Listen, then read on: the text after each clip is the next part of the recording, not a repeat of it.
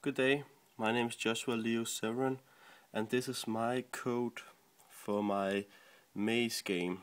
I'm from N3, and I'm sorry I have to film on my phone, but my fraps don't work, and the deadline is to send this is like in half an hour, so I have to do it really fast this one. So this will be a brief introduction for my code. Okay, so first I've included things, Airstream, time, and space, which I'll come into later. Namespace, that my constant integer and constant char, where my height and width is declared. My height, of course, because I have 13 here and 32 on the other height. And constant char, we'll see that later, is because I want to move my my player with the A, the D, W, and S key like normal, and also have a bool for not finished true. That means that that's for it comes on later, but it's primarily a function for that when I finish, then it will go out of the game. So this is my maze I've made pretty fast, with help from Lars, of course, what he posted. And here I have my first struct, which is my main character. I gave it an integer and a char. And later on I have my enemies, which also gave a char, a boolean, integer for their positions as well, and I close that. So, and here I've made an array, just do an array from my enemies, and I have 3 enemies. And here I have a function, and this is a function that reads out my map, and it gives me nothing back. So this function just put in because it doesn't do anything other than it just reads it, and nothing really happens. It's just to show that I've made a function. I made this, so cool. And yeah, now into another function, actually the main function, my main folder, where I have described my hero. Yes, and I've described it as my main hero, which I say here player hero, and my hero has the symbol of H. Yeah, as I said there, and hero position X and Y are in 1. So, and here also my enemies 1, they have my first enemy here is an A, and yeah, second all is B, and then my third enemy here is C, and it's actually the same code for all of them, right? With the same. I also gave them a random position X and Y, so every time that you move with when I move, then my enemy should also move at a random position. And the next one, and my while loop here is I made because I made it because I wanted to make it so that when I move my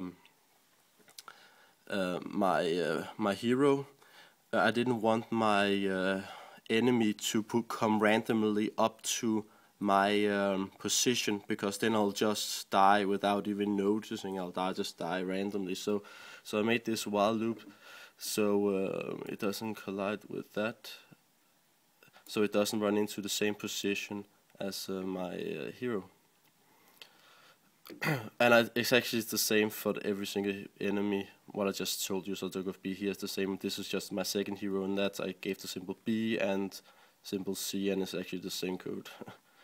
Yeah, of course I put it in my array, right? 1, 2, and 3, right? 1 array, 2 array, and my third array for all my enemies. Cool. Okay, so, and this is for my not finished, my while loop for not finished, as I made all the way from the top here. It was mainly I wanted to do it because that when I died, then my game should stop, but my code doesn't work, so it doesn't matter. But it's not something I have to do to pass this, so it just doesn't work, and nothing happens really, so it just doesn't matter. And here my map, that's for my that's of course for my function, right? I made for void. I can't find it right now. Yeah, let's go on.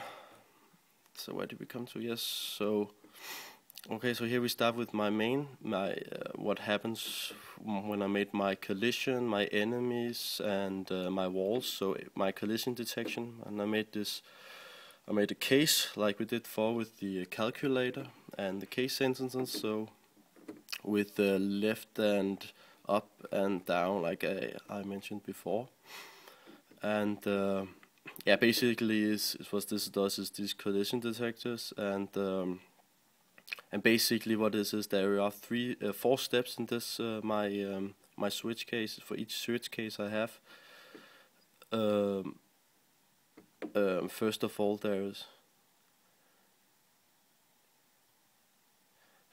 I have to initialize a variable, and in this case it's variable e, and the next one it's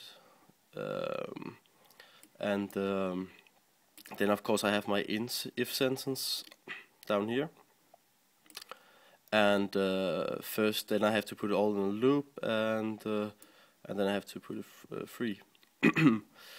And yeah, so I have here my enemy, and basically what this does is that it will count one up every time. Yeah, again I put it to my array, and then I wanted to, for every time I collide with my enemy, then my hero has to go back to position 1, 1. So I have to, every time I hit my if I hit an enemy that is A, B, and C, then I have to go back to position 1 and 1. So back to the start. And this is my collision detection for the wall, so I can't go into the wall, meaning that if I go up and run into a wall, then will just delete my player and then just go one step back, so it looks like nothing has happened. And that's basically it for up. Yeah, you can see left, up, down, and right. So it's the same code really for each sentence. So collision. So when I have an enemy, I die and go back to the first positions. And if I hit a wall, nothing happens. I'll just stay there. And yeah, and then my function is done, and that's really it. So